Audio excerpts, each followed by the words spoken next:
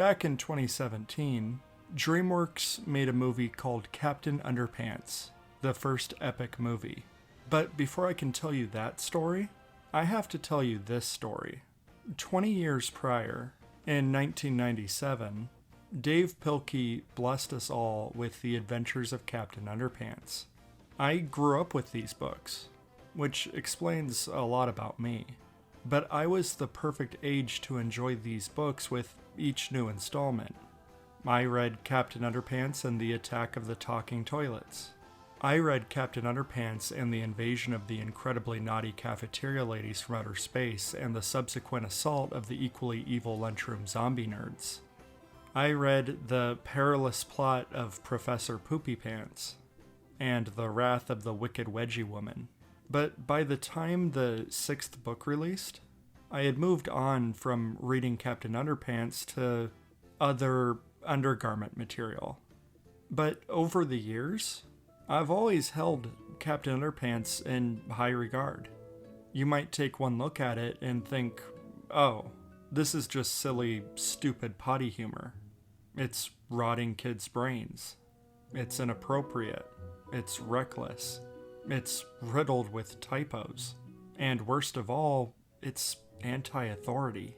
Parents have sometimes overestimated the harm of this type of material, and also underestimated children's ability to understand something that they enjoy. This is a series that caters to their sense of humor. It's relatable. And yeah, it's silly and stupid, but that doesn't mean it's not smart. These books are extremely witty, from smart layout choices, clever wordplay, and funny callbacks.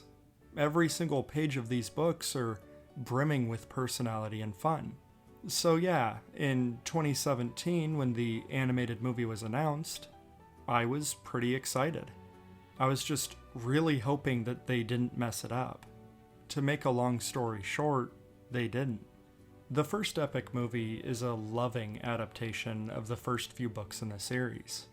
It mostly combines elements from the first, second, and fourth book, while also mixing things up a bit to make a mostly cohesive experience. They pretty much scrapped everything from Captain Underpants and the Invasion of the Incredibly Naughty Cafeteria Ladies from Outer Space and the subsequent assault of the equally evil lunchroom zombie nerds. Because, like the title, I guess that just would have been way too much. But anyway, this movie does an amazing job of remixing the origin story, taking a lot of the story elements from Book 1, the memorable antagonist from Book 4, and the toilet henchman from Book 2.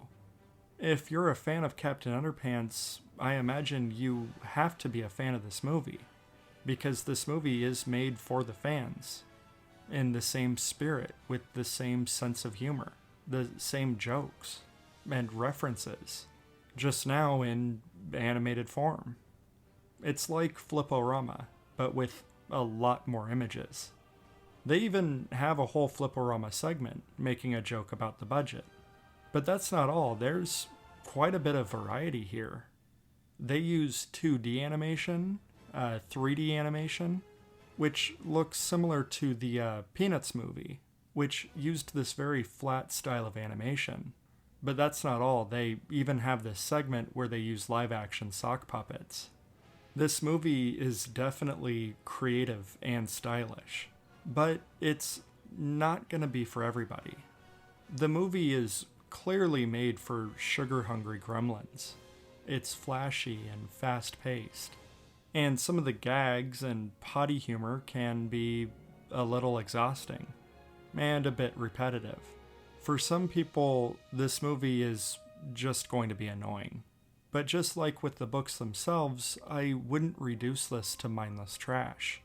There's a lot to appreciate here. And when it comes to fun, silly entertainment, Captain Underpants doesn't hold back. It's completely uncompromising and unapologetic. And it's lovingly made for its target fanbase. Young Tyler would have been overjoyed.